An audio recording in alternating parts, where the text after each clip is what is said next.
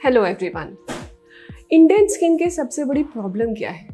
Pigmentation. पूरी जनता इसी से जूझ रही है। कभी कोई सोशल मीडिया पे नई ऐड आ जाती है तो लोग वो क्रीम ट्राई करने लगते हैं, कभी कोई फ्रेंड एक नई चीज़ रेकमेंड कर देती है तो लोग वो ट्राई करने लग जाते हैं। इसके बाद फिर भी कोई भी सेटिस्फाई नहीं होता और हम पूरी टाइम नए नए प्रोडक्ट्स यूज़ करते रहते हैं। तो आज मैं आपकी इस प्रॉब्लम को सॉल्व करूंगी और बेस्ट क्रीम्स बताऊंगी पिगमेंटेशन के लिए। तो make sure you see the video till the end. और अगर आपने अभी तक हमें सब्सक्राइब नहीं किया है तो ज़रूर सब्सक्राइब करिए और बेल आइकन को भी हिट करिए ताकि you do not miss any interesting video from our and. तो चलिए शुरू करते हैं आज का वीडियो।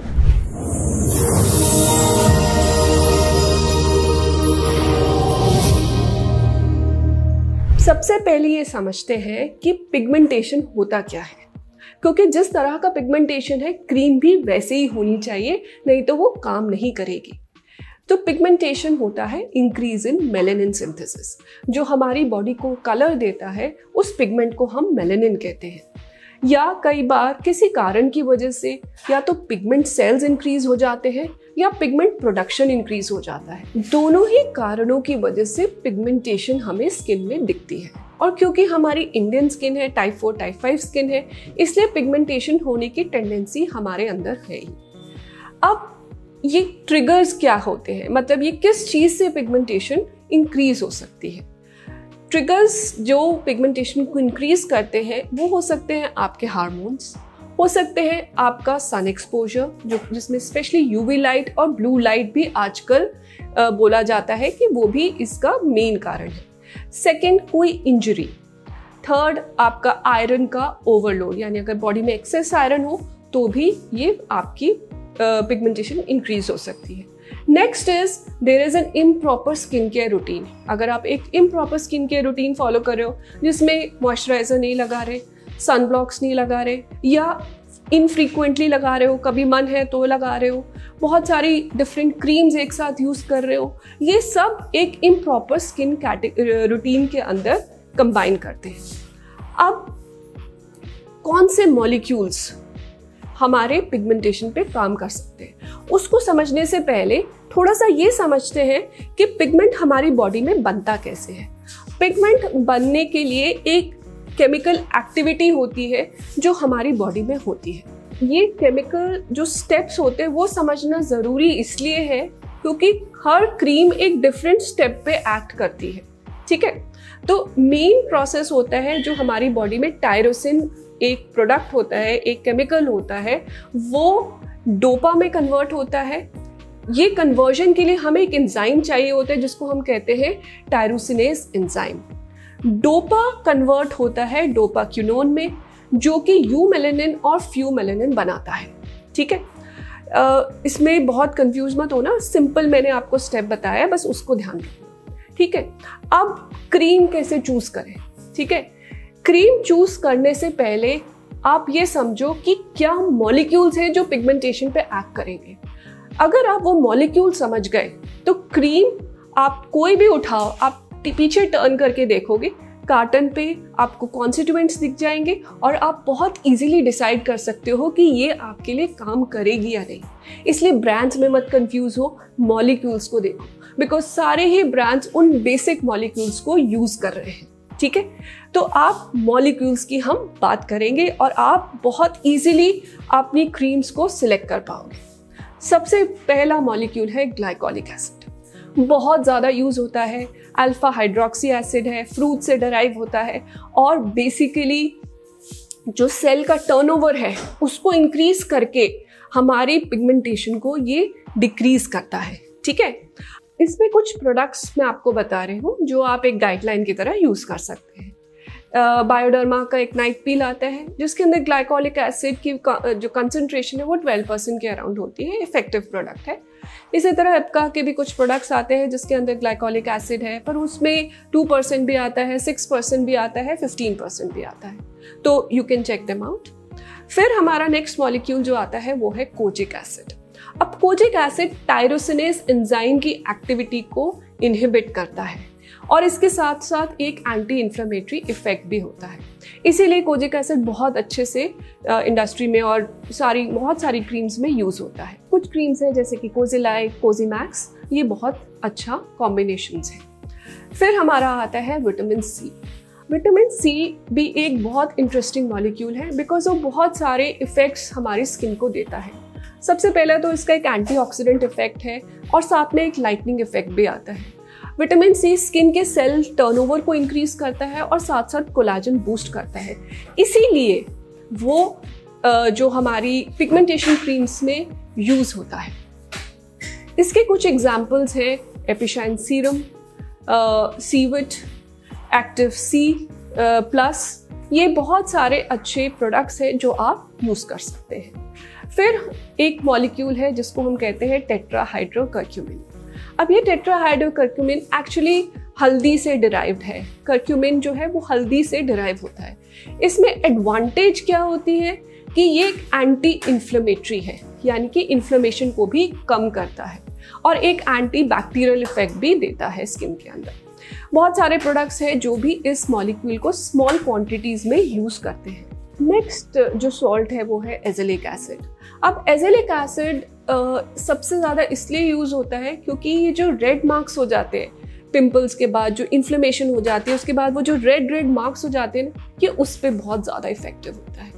तो इसकी बहुत सारे कंपनीज इसके साथ लेके प्रोडक्ट्स बनाती हैं, जैसे कि डी पिगमेंटिंग सीरम आता है, फिर हमारा एजिलिक आरयू आता है, फिर हमारा एजिक्लियर आता है। तो ये सारे प्रोडक्ट्स में मेन जो कॉन्स्टिट्यूएंट है वो एजिलिक एसिड है। सिमिलरली जो नियासिनामाइड है वो भी बहुत ज़्यादा यूज़ होता है आजकल। बेसिकली ये B3 है, विटामिन B3 है और ये भी एक एंटी इन्फ्लेमेटरी इफेक्ट देता है। इसीलिए ये स्पेशली जो पोस्ट एक्ने की पिगमेंटेशन होती है या पोस्ट इंजरी वाली पिगमेंटेशन होती है उसमें बहुत काम करता है। सिमिलरली होता है जैसे एजेलिक एसिड है, लेकिन इफेक्ट इसमें इसलिए होता है क्योंकि हम इसको सेंसिटिव स्किन्स में भी यूज़ कर सकते हैं। बहुत सारे प्रोडक्ट्स नियासिनामाइड को भी यूज़ करते हैं। मिनिमलिस्ट के कुछ सीरम्स आते हैं, सबोनिया प्लस आता है, you can all check them out. Next हमारा जो सॉल्ट है वो है रेटिनॉल्स। रेटिनॉल्स भी बहुत कॉमनली यूज सॉल्ट है बिकॉज ये स्किन सेल के जो टर्नओवर है उसको इंक्रीज करके पिगमेंटेशन में इफेक्ट देता है। रेटिनॉइड्स के लिए भी बहुत सारे प्रोडक्ट्स आते हैं, बहुत सारी क्रीम्स आती है जो प्लेन रेटिनॉइड्स भी होती हैं और कॉम्बिनेशंस में भी अवेलेबल होती हैं, जैसे ट्राइजिव हो गया, आपका HD ब्लैंक A हो गया, ये सारे कॉम्बिनेशन वाले प्रोडक्ट्स हैं। फिर हमारा आता है आर्ब्यूटिन। आर्ब्यूटिन भी एक बहुत स्ट्रॉन्ग मॉलिक्यूल है। इसका जो मैकेनिज्म ऑफ एक्शन है वो हाइड्रोक्विनोन से मिमिक करता है, जो कि पहले बहुत ज़्यादा पिगमेंटेशन में यूज़ होता था, लेकिन उसके साथ प्रॉब्लम थी स्किन सेंसिटिविटी और फोटो सेंसिटिविटी की वजह से पेशेंट को और डार्कनिंग फील होती थी। तो आर्ब्यूटिन एक ऐसा मॉलिक्यूल है जो हाइड्रोक्विनोन की तरह ही एक्ट करता है, लेकिन उसके साइड इफ़ेक्ट्स नहीं होते, इसलिए बहुत ज़्यादा इफ़ेक्टिव होता है। फिर हमारे आते हैं कुछ प्लांट एक्सट्रैक्ट्स।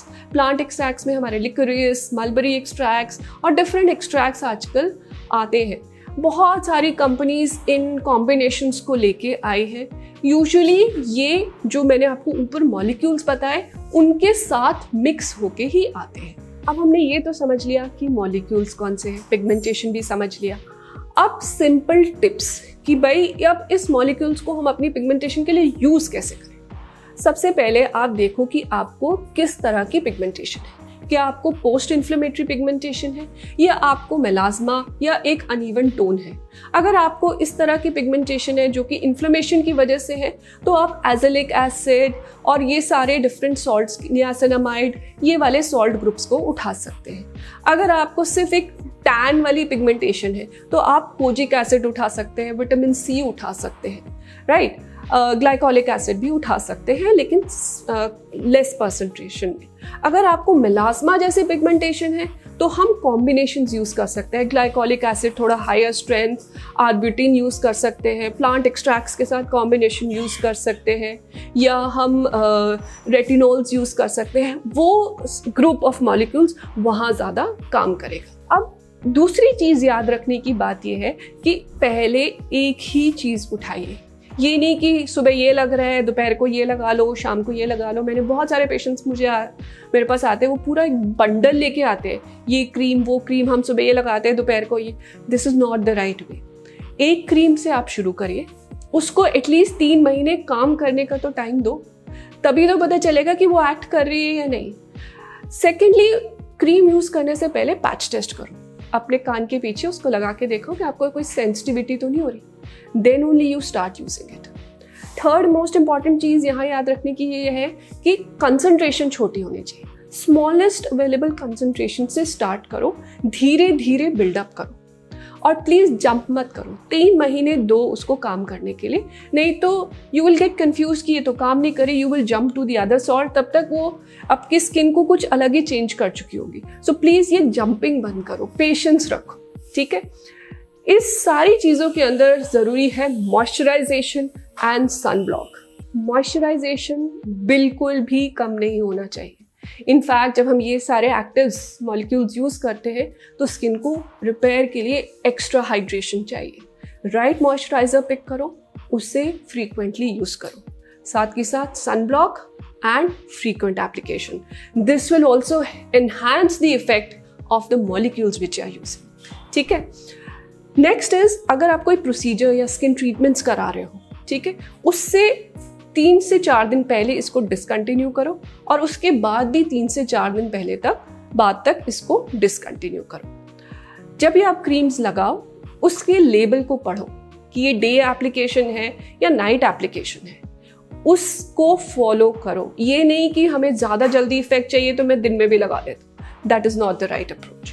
तो डे एंड नाइट जो आपके सॉल्ट है उस पर लिखा होता है, please read the instructions and use accordingly. जब आप क्रीम लगाओ तो ये जो सेंसिटिव एरियाज है, जैसे under eyes, around the nose, lips के अराउंड, इन एरियाज को थोड़ा अवॉइड करिए, ठीक है।